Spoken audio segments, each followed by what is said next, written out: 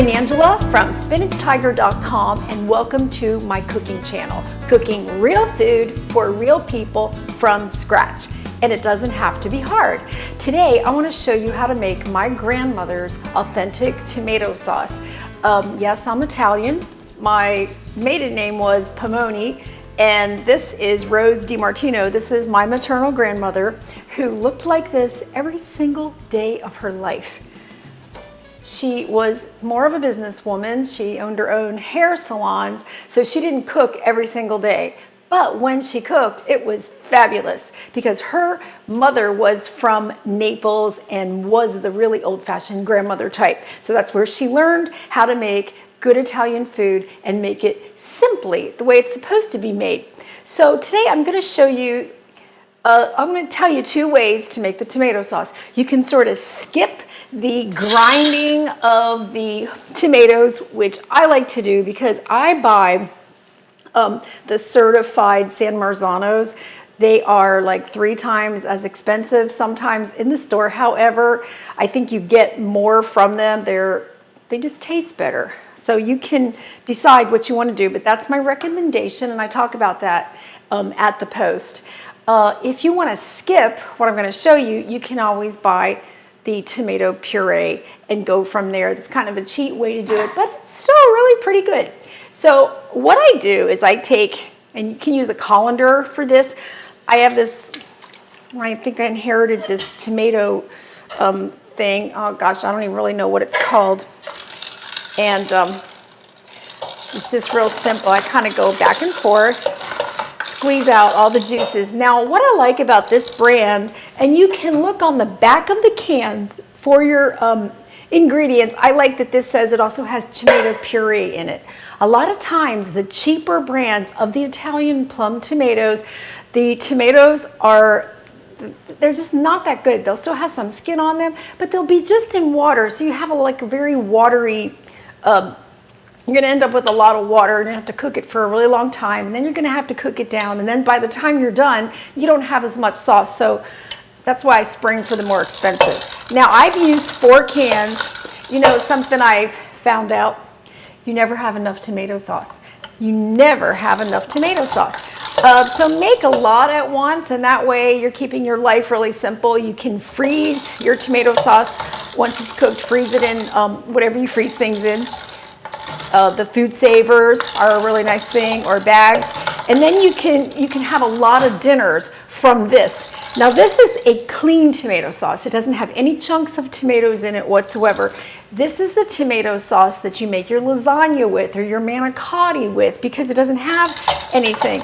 I actually love this for spaghetti and meatballs.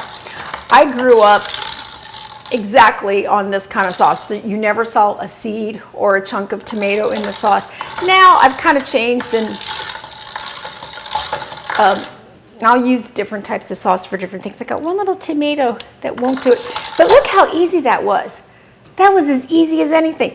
But I'm going to tell you, I know this from experience. You buy the cheaper cans of the Italian tomatoes, you'll be here all day, and you're going to end up, and I want to show you what you're going to end up with.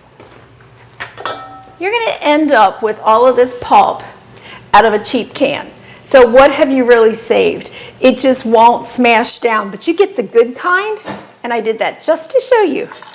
You're going to end up with this. You use the whole can.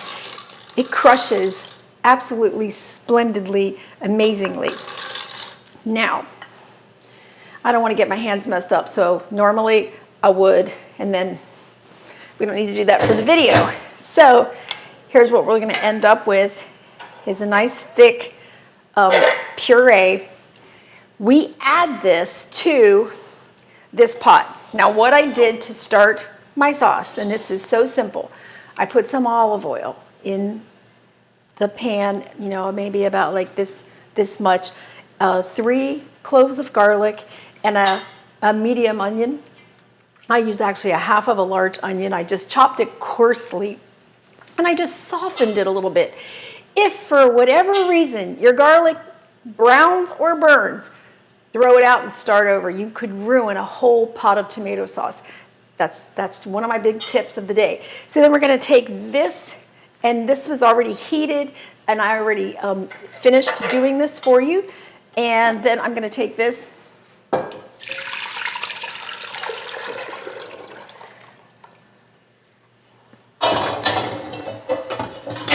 I'm not gonna add any water.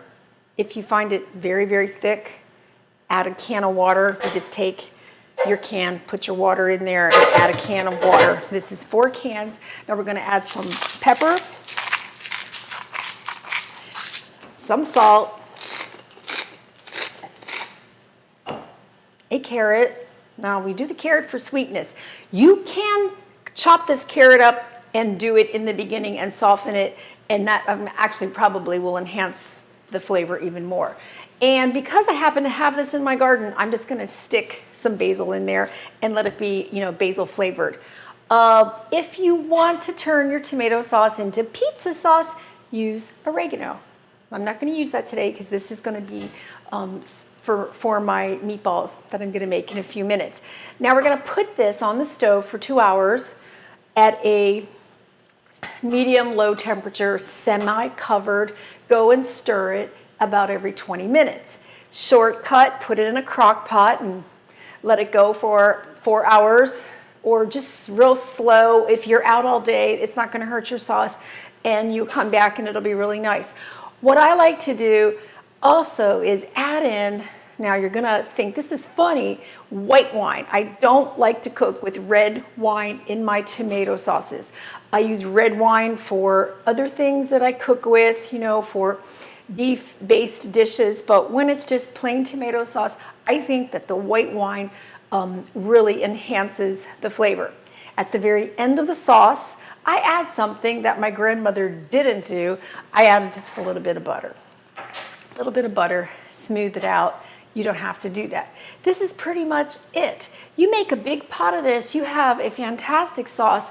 It didn't come out of a factory with all kinds of weird stuff in it, and it never tastes as good when you buy the canned tomato sauce, or the jarred, I should say. It just never does. They put things that I think kind of taste rancid in it. That's my take, and I'm Italian. We don't buy those kinds of things when all you have to do is this.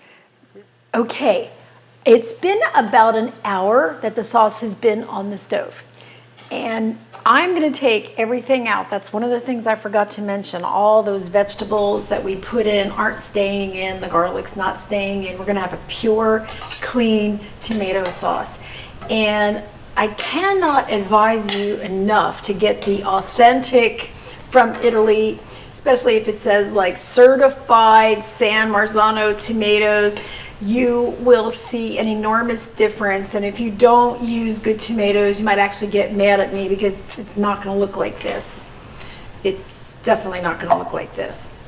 I cooked this on medium low, and to really, boil it down, I took the lid off, stirred out every 20 minutes, and I'm going to get all this onion and garlic out, carrot,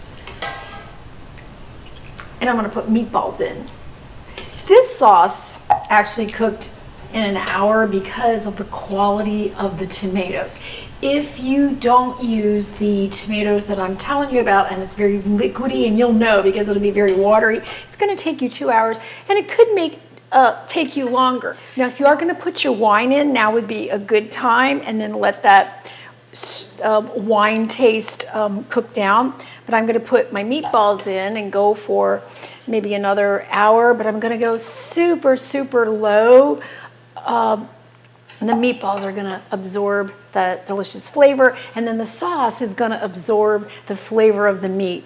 My mom likes to put a pork chop in. She'll fry up a pork chop and put a pork chop in because that gives a whole another kind of flavor. So that would be something great to do.